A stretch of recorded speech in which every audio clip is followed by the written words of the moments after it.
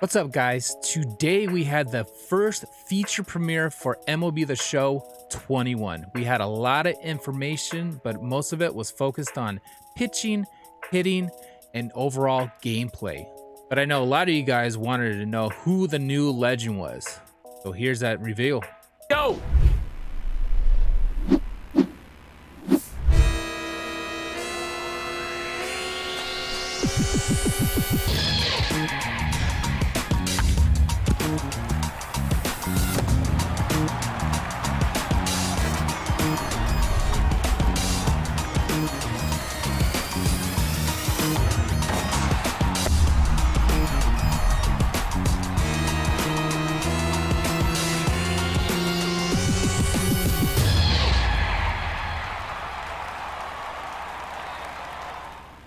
So SDS dropped a lot of information in this video, and it looks like they're trying to address what the community wanted in this game.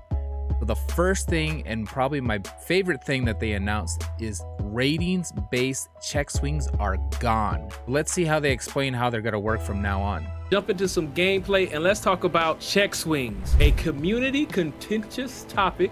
We've made some changes to check swings. Kyle, what are those? So yeah, you got it right, Ramon. We spent quite a bit of time and effort improving check swings for MLB The Show 21. You know, we want that check swing animation to match user input as much as possible, and we made a number of changes this year that we feel do just that. So we fixed some general issues with the animation-based system that we have by putting in some upper and lower limits. So essentially that means fewer borderline check swings, more early, more late. You know, we found out we were being pretty generous with that check swing call, and we got more generous as the year progressed. So, you know, we made adjustments there. We also, to I think everyone's satisfaction, removed discipline completely from the equation and a few other rules that were making that check swing result inconsistent. Right, so removing discipline from the equation for our new fans and people that might not be too familiar with the game, let's break that down. A player's discipline rating would influence your ability to check or not to check. So we've taken that out the game and now it's 100% on the user, correct? Yep, 100% user controlled. And that's, you know, that's going to really be important as you're playing in that competitive settings. You know, personally, I don't know how much a check swing you can train yourself. I mean, I'm sure there's some people out there that think they can do it. I'm terrible at it myself. I don't think you're very good either, too, Ramon. So, you know, maybe it's a trained skill, and if it is, we're going to find some people that are going to get really good at this. So that's what we. One of the biggest gripes from MLB The Show 20 is that pitching input from the user did not matter that much.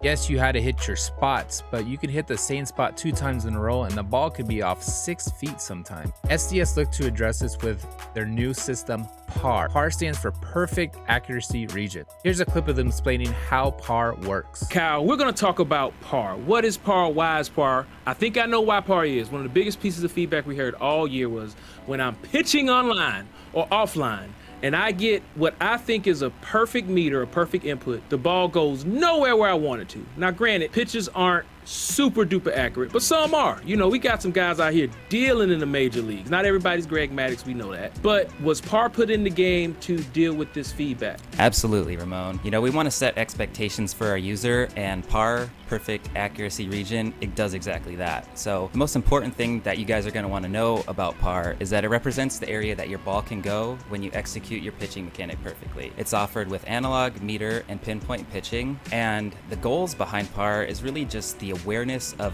the differences in pitch interfaces, the differences in pitchers, the differences in difficulties, and just the expectations for a perfect result, which we weren't doing before. PAR is affected by your energy, your confidence. Your curveball in the first won't look like your curveball in the seventh. And some of the cool things that it does in Road to the Show is it highlights your progression, and it also gets to show off the perks and quirks that that particular player has. So that's pretty awesome. Right, so we're basically like as you pick your pitch, there's a little shadow around the ball, and what this is displaying to the end user, input is perfect. This ball will land somewhere within this region. Yep, you got it right. Okay. It's perfect for pitch strategy and helping you locate pitches in the zone and on the black. Now that you have an expectation for your perfect result, it will definitely help you aim your ball within that zone. And so when we take a look here at some of these images, you can see that the pinpoint on fastball on your rookie is essentially a pinpoint. It's almost impossible to see if we were to zoom in on it, and there's not much difference between that curveball on rookie either. So those are pretty tiny accuracy regions and obviously expected on the rookie level. Right. And then you go take a look at that fastball on legend, and you can definitely see that your accuracy is a little bit bigger, and obviously way bigger on that curveball, a little bit more difficult to throw. And you know, it's even important to note that a curveball doesn't need to necessarily land in that zone to be an effective pitch. The whole point of an off-speed pitch is to mix in speeds and catch that user, that batting user, you know, off balance. Right, and this really goes back to,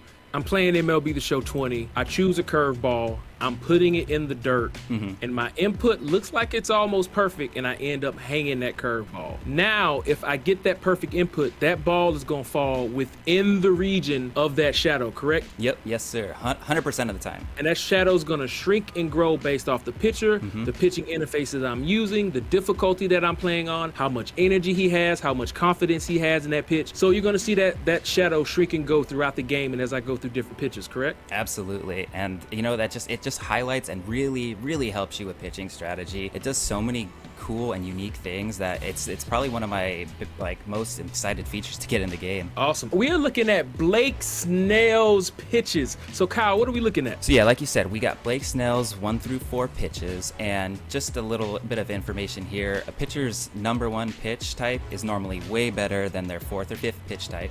You know, every pitcher is different, and it's possible for some to be closer in others, but they'll definitely vary between 1 through 4. So in these images, you can see Blake Snell's fastball has a pretty tight little perfect accuracy region, which is phenomenal and what you can expect with a fastball. But when you take a look at that curveball, his perfect region is quite a bit bigger. However, just make sure that you keep in mind, a curveball can still be effective even if it's not within that region. So maybe you don't get perfect, but you get good. You know, it still can throw them off, and your accuracy will still be relatively close to that region as well. So Kyle, does par expand past perfect? Like, can we extrapolate that if I'm not perfect, but I'm really good, that maybe it's going to land in a little larger area of that circle? Or am I in the no man's land where I'm not sure where my pitch could end up landing? No, there's definitely a possibility that you can come close to that perfect region, though, you know, the whole point of our interface is to set our expectations, and we can definitely set that expectation for perfect, but there's a lot of other inputs going on. So, you know, we're only guaranteeing that perfect result for you, but know that a good executed pitch will still fall relatively close to that area. Right. So speaking of pitches, if you're looking at his pitches, and this is something a lot of people might not know, when you're selecting your pitches, they are listed in the order of how often they threw that pitch last year. And that corresponds with basically the effectiveness and how often they threw it. So Blake's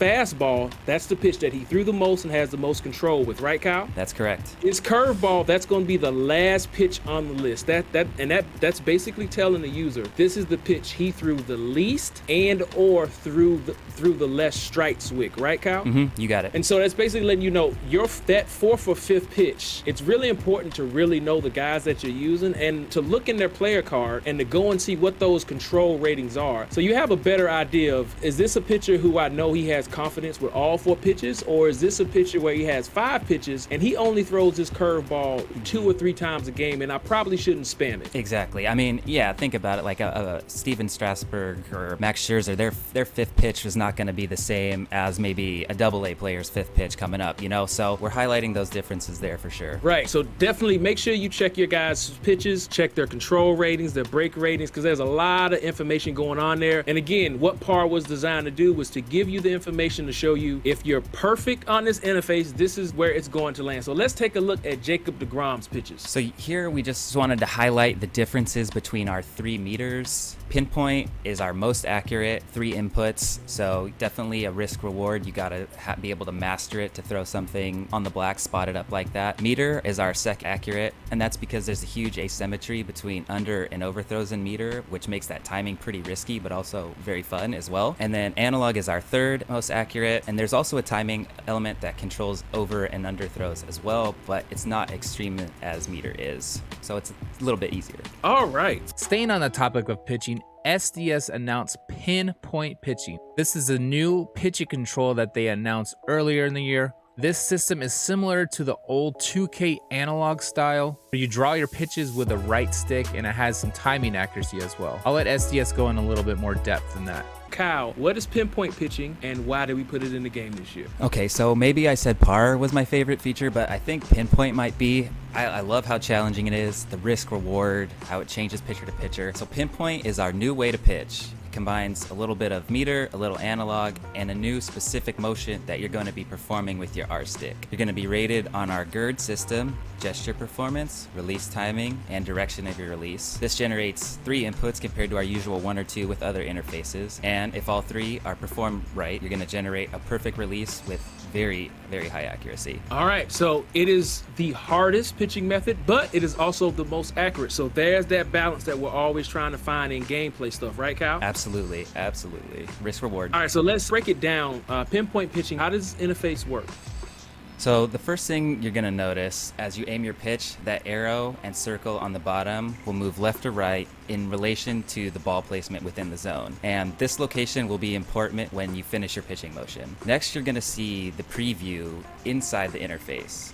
Each pitch type has a distinct motion that needs to be performed at the same speed as the preview. That's super important. You got to perform that pitch gesture motion at the same speed as the preview, which correlates to the pitch motion of the pitcher on the mound. So that's a really cool aspect because it's going to change from pitcher to pitcher. And so your performance executing this input is known as the gesture rating. And then after you begin that motion, you're going to see some timing mechanics pop up. And this is a really nuanced part of this interface, so you're definitely going to want to pay attention to the way it works. So this timing mechanic as you begin your motion pops up at the 12 o'clock position, and all of your pitches will finish at this 12 o'clock position. The gears, you'll notice, are blue. They'll begin to rotate and start to close in on one another in an effort to help you keep the right timing with your motion. Your ideal timing for a perfect timing would be when those rings are overlapped on one another, giving the appearance that there's really just one ring there. You'll notice some dynamically colored feedback along the way that will help you keep pace as well. We're trying to give you as many possible ways to make sure that you have perfect timing. Green is good, on time. Yellow means that you need to slow down a little bit, and red means you're failing. Right, so timing is key here. And when you pick your pitch, it's going to start the cycle so you can get that timing down. So we're going to give you that preview of the timing that you're trying to match, right? Right, and it's definitely not an easy thing to master. This is definitely a more experienced, a more competitive mechanic, but one that rewards you because of that. Once you get that 12 o'clock position, there's going to be another timing mechanic that shows up exactly where you placed your arrow and circle at the bottom just before executing your pitch. Again, the ideal timing is when those rings overlap or the appearance is just one ring. And so the execution of this release pit will be known as your release timing. And again, a really cool factor in this is that each pitcher has a distinct pitch timing and motion. And so Kershaw in his windup, you're gonna have to sit a little bit at the top, and it's gonna take a little bit of patience and trial and error. Whereas someone coming straight out of the stretch is gonna be a quick, like 1 second. So it's gonna take something to master, but that's exactly what we were looking for out of it. Okay, and the gestures change per pitch type, correct? Correct. Fastball, 4-seam fastball, straight up and down being the easiest, with all of the other off speeds having intricate motions. And this is where the strategy comes in, right? And what we're trying to really replicate here is what's happening on the mound in real life, where 9 times out of 10, a guy's best pitch is his fastball, right? Absolutely. That's going to be the easiest pitch he can throw and locate. And then as you're going down the line, those secondary pitches gets a little bit dicier, right? Yeah, absolutely. And when you get down to that, the gesture for the curveball is probably the hardest. Actually, is the gesture for the curveball the hardest? It is one of the hardest. I think I'd have to go with splitter, or maybe, yeah, no, it would be the splitter for sure. It's definitely the toughest. Okay, all right, so split is the toughest, all right. Oh, by far. And another aspect of pinpoint that's pretty cool is if you think of a pitcher in real life, they have a lot of things that they're trying to think about. Their pitch grip, you know, runners on base if possible, trying to keep themselves in sync and in time. And so that's exactly what you're trying to do on the mound. You're trying to manage all these inputs while executing a pitch correctly. And I can tell you from experience, I'm pitching a phenomenal game, and I have to switch pitchers in the 7th or 8th with a guy with a quicker windup, and I find myself, you know, I'm relearning it for a pitch or two. So now that we know what pinpoint pitching is and how it works, here's how it's gonna look in the game with the feedback on. All right, so we are jumping into gameplay here, looking at Snellzilla pitching in that great new San Diego Padres uniform.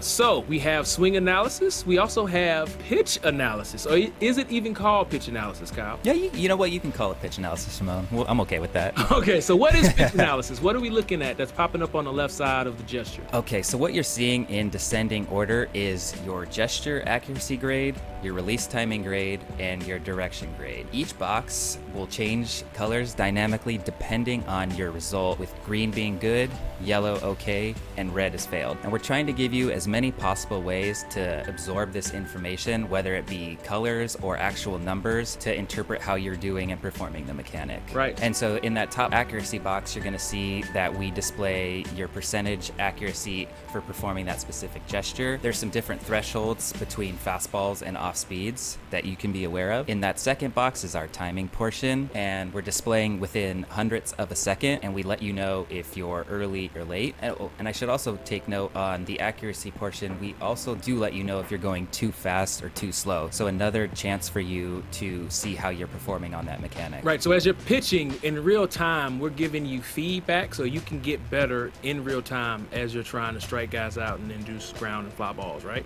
You got it. And then that bottom portion right there is your direction grade, and will tell you how many degrees off you were of your intended target. Right, and was that a perfect I saw? Is that perfect pitching now? There is perfect pitching. Is it perfect pitching and only pinpoint, or does it transfer to the other interfaces? Nope. Hey, that's par for you. We got it on all three of those: pinpoint, analog, and meter. That is awesome. And again, yes, pinpoint pitching is the most complicated. It has the biggest learning curve, but it is also the most accurate. So the best competitors in MLB The Show 21, this is the pitching interface you're going to want to try to master, right? Totally. It definitely is. It comes with its challenges, but it rewards you because of them. So, I'm using it. I'll tell you that. Nice. Another community want that SDS addressed in this video is let us practice in different scenarios. Let us practice against certain pitches, different locations, and you can see in this clip they address that full force. Batting cut practice, you're allowed to force pitch type for the current pitcher's repertoire and force pitch location. So this is pretty awesome because it gives you, each user, the opportunity to work on it exactly what you're bad at. Maybe it's off speeds down, maybe it's fastballs up and in. You can dial in one of those three zones and go right for it as long as you need. And similarly with the bullpen session and working on your pinpoint, it's going to take a lot of practice just to get a good handle on it, way to execute it. And custom practice is the perfect spot, stress-free, to get a feel for the rhythm, to try to keep yourself in sync. And these are just phenomenal spots for it. Right, and a new custom practice edition, this goes back to, we're always listening to feedback. I mean, if we have the time and the resources, we're always going to try to attack those soft spot areas based on the feedback from the community. And these new custom practice editions are just that. People have been asking for years, like, look, I can't hit a high and inside fastball. I want to be able to go into practice mode and just practice on high and inside fastballs and nothing else. And you can do that now, right? Yep, you can absolutely do that. And it's something I love. I spend a lot of time in there kind of before I get into any games now when I'm playing on 21, and it's pretty cool. It kind of warms me up for the day, gets my timing down, so it's pretty nice. Right, so we got force pitch type, force location, and free practice, and you can use all of the pitching interfaces. You can use all of the hitting interfaces, and you can set up different scenarios to basically give you anything you need to be able to try to get better at the game. Yeah. Like with me playing last year online, when people would bring in flamethrowers, I'm like, oh, I'm done. So now you can go in there and you can just practice against guys who are throwing 100 all the time to try to get that timing down. Yeah. And something really cool is that you can change your gameplay style settings in the options. So you can be in custom practice and see what pinpoint's like on competitive, and then switch to casual and see how pinpoint is a little bit easier for the casual users when you're there. So it's a pretty cool way to highlight multiple different facets of the game that we've added in this year. All right, there you have it. So SDS released a lot of information today in their first feature premiere. I am missing the old Twitch live format, but I like the fact that they can get their information in a well-constructed video in 30 minutes. What do you guys like the most? The legend reveal? Do you guys like the pinpoint pitching, the par, custom practice? Let me know in the comments below. You guys can also like, comment, and subscribe. I would really appreciate it. Hit that notification bell so you know when my videos are live. We do a lot of MLB The Show news and gameplay on this channel, so if you like that, again, hit the subscribe button below. We're also over on twitch.tv/LimsolGaming. I appreciate you guys watching. We will see you guys next time.